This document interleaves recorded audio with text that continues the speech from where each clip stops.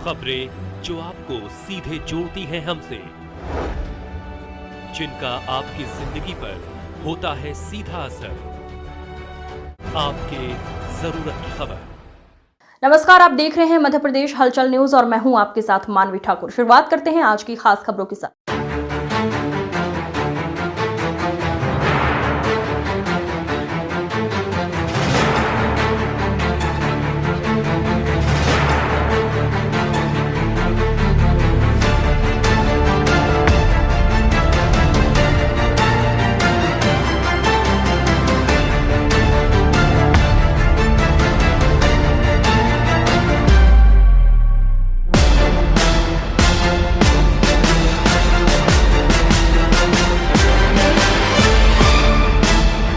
आज हम आपको सरकार के दावे की पोल खोलती हुई तस्वीर बताने जा रहे हैं, जहां शिक्षा के क्षेत्र में केंद्र एवं राज्य सरकार के दावे तो बड़े होते हैं, लेकिन जमीनी स्तर में दावे शून्य दिखाई देते हैं। आज हम आपको एक ऐसा मामला बताने जा रहे हैं जिसमें प्राथमिक स्कूल सन 1972 से संचालित हो रहा है इस ग्राम में, लेकिन आज तक प्राथमिक स्कूल का भवन इस ग्राम को नहीं मिला है। वहीं यहाँ पर हाई सेकेंडरी स्कूल भी है, लेकिन वो भी अतिरिक्त कक्ष के भरोसे चल रहा है और पूरे स्कूल की हालत खराब है और बच्चों को शासन द्वारा दी जाने वाली अनेक सुविधाएं यहाँ पर नजर नहीं आती, जिसको लेकर जनप्रतिनिधि एवं आम आदमी पार्टी ने दौरा किया और शासन प्रशासन से इसे अवगत कराने की बात कही। देखिए हमारे इस खबर पर।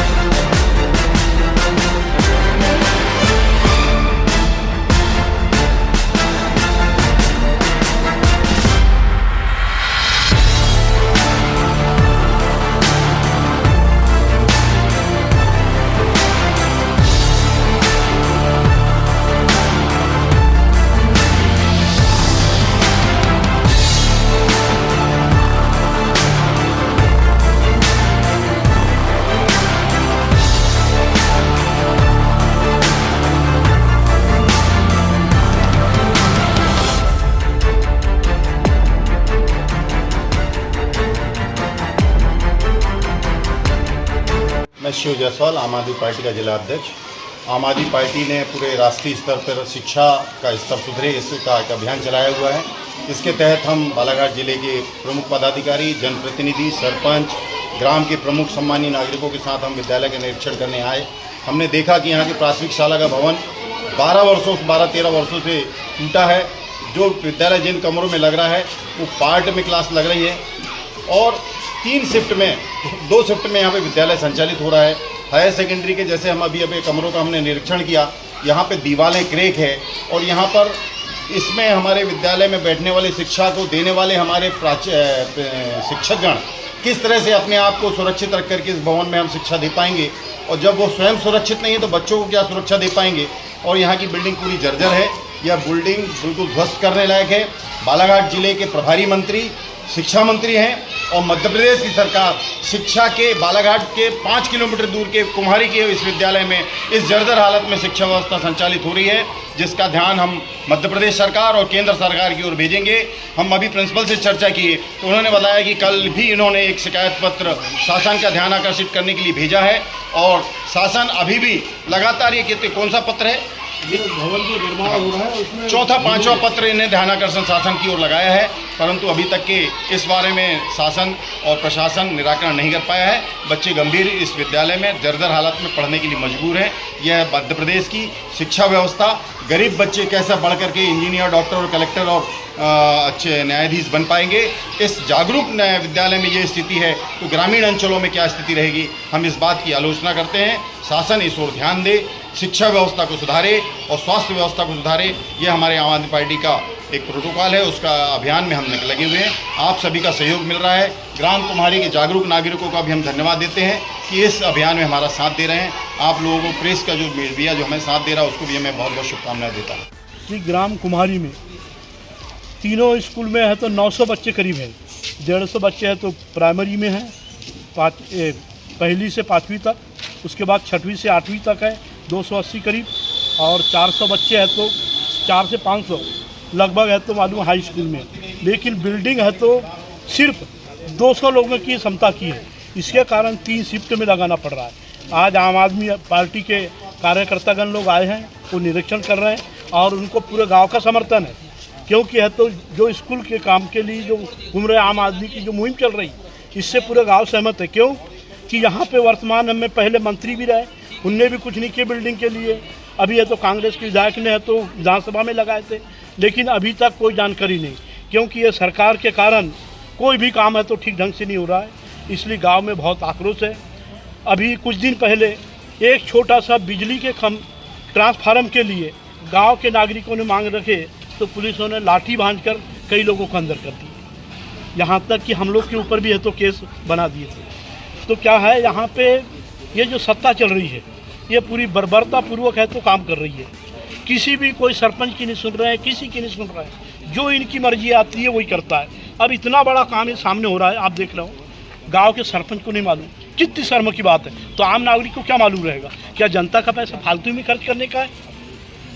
कल मैं हाईवे पे गया था, जो कि है तो करोड़ों हजारों करोड़ों का काम है, इतने हैं तो जर्जर हालत में है। मुंजारे जी के साथ गया था मैं, देख कर ऐसा लगता है कि साला जो किसानों का पैसे है, जो है तो आम आदमी का पैसे है, उसको पूरा बर्बाद कर रहे हैं नीचे से ऊपर तक। ये सब बर्बाद इसलिए हो रहा है कमीशन खोरी के कारण, क्योंकि सरकार में है तो कमीशन खाने वाले नेता बहुत हो गए।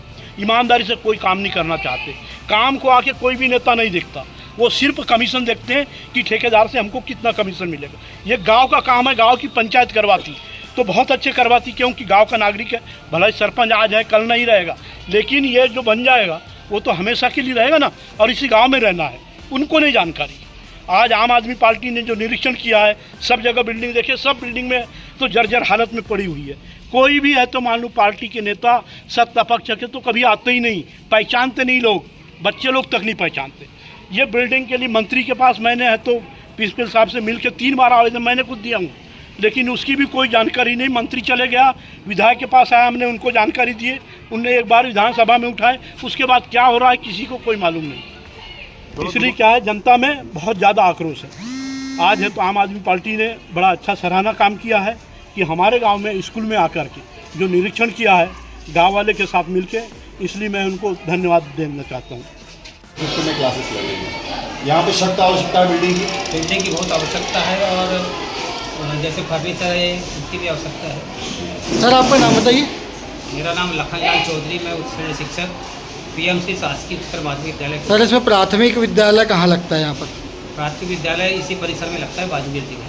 तो क्या उसकी अलग से अतिरिक्त बिल्डिंग वगैरह नहीं है क्या? बिल्डिंग अतिरिक्त बिल्डिंग वहीं लगता है।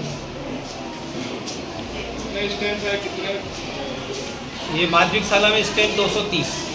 और प्राथमिक स्कूल में व्यवस्था हो पा रही है कि नहीं? जी, जितने बच्चे हैं उस हिसाब से बिल्डिंग की व्यवस्था हो पा रही है कि नहीं? बिल्डिंग की व्यवस्था 2 शिफ्ट में लगाए तो हो जाती है, 1 शिफ्ट में नहीं हो पाती। तभी स्कूल 2 शिफ्ट में चल रहा है कि 3 शिफ्ट में? 2 शिफ्ट। मतलब इसका मुख्य कारण क्या है 2 शिफ्ट लगाने का? इसका मुख्य कारण ये है कि जनसंख्या अधिक है, लगभग हाई स्कूल और ये प्राइमरी मिडिल और हायर सेकेंडरी मिला के 1000 बच्चे। तो बिल्डिंग की कमी महसूस करते हैं आप? बिल्डिंग की बहुत कमी है। ये सावन के थोड़े सरपंच ग्राम पंचायत कुमारी, ये लोग ने स्कूल का निरीक्षण करे, जिसमें स्कूल की बिल्डिंग की जो है अति आवश्यकता है, और पूरी जो बिल्डिंग है पूरी कोई क्रैक है, कोई सीपेज हो रही है, बैठने लायक की स्थिति में नहीं है, उसके लिए आए थे। और सबसे बड़ी समस्या ये है कि बगैर पूछे ये लोग जो है निर्माण का खेलकूद का मैदान को नाश कर रहे हैं, नुकसान पहुंचा रहे हैं, और पूरे घटिया काम कर रहे हैं लोग। और मैंने स्कूल में सभी CCTV कैमरा लगाया था, जो अभी भी बंद पड़ा है, उस पर ध्यान नहीं दे रहे हैं। क्या मानते हैं आप, क्यों बंद किए होंगे कैमरे? पता नहीं कौन से हिसाब से बंद है, उनको चालू रखना चाहिए, जबकि उसमें हमारे कम से कम 4-5 पंचायत के बच्चे लोग पढ़ने आते हैं। कई प्रकार के कोई बच्चे 2 बजे से गायब हो जाते, कोई चले जाते, तो सुरक्षा के लिए मैंने स्कूल में कैमरा लगाया था। जैसा कि भैया यहाँ प्राथमिक स्कूल और हाई सेकेंडरी स्कूल की बात करें तो दोनों ही अतिरिक्त स्कूल के भवन के सहारे चल रहे हैं। यहाँ उन दोनों के लिए भवन, इसमें आप क्या कहेंगे और आपके ने कोई इसमें प्रयास किया है क्या? हमने 10 बार तो हमने आवेदन दे दिए, लेकिन अभी तक कुछ भी बिल्डिंग के लिए कुछ भी ऐसा कुछ नहीं आया। अतिरिक्त भवन के लिए आया तो एक कम कक्ष पर आया, बस हो गया। रविशंकर कुमार, सरपंच ग्राम पंचायत खैरी। जैसे कि आज यहाँ जनप्रतिनिधि लोगों का जो यहाँ एकत्रित होना, इनके माध्यम से आम आदमी पार्टी ये जो पदाधिकारी इनके माध्यम से हम लोगों को भी अवगत कराया गया कि आज पत्रकार वार्ता है और स्कूलों में जो समस्या है, यहाँ प्राथमिक शाला से लेकर के हाई स्कूल तक के बच्चों की जो समस्याओं को लेकर इन लोगों ने यहाँ हम लोगों को भी बुला के जो अवगत कराया है, ये वास्तविकता यहाँ देखी जा रही है कि प्राथमिक शाला में भी काफ़ी यहाँ परेशानी है, बच्चों की संख्या ज़्यादा है और बच्चों की संख्या जो होती है यहाँ बैठने की व्यवस्था जो है बहुत कम है। तो अपन इनकी जो शासन की मांग है और होना चाहिए शासन से मांग की यहाँ बच्चों की दर्ज संख्या को देखते हुए गांव बड़ा है और यहाँ पर ग्राम पंचायत खैरी, ग्राम पंचायत पाथरवाड़ा, ग्राम पंचायत जरहेरा और कुम्हारी और धापेवाड़ा के बच्चे हैं, कितने एरिया के बच्चे यहाँ पढ़ने आते हैं।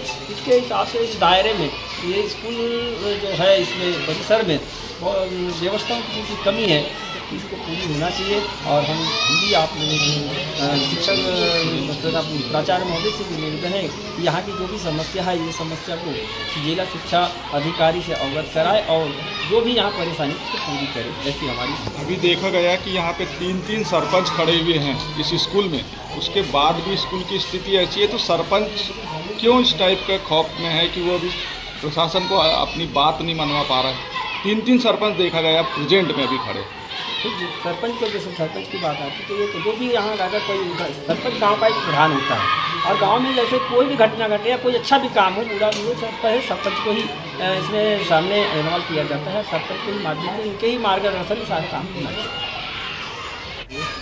मैं DS Dhurve, principal government higher secondary school कुमारी।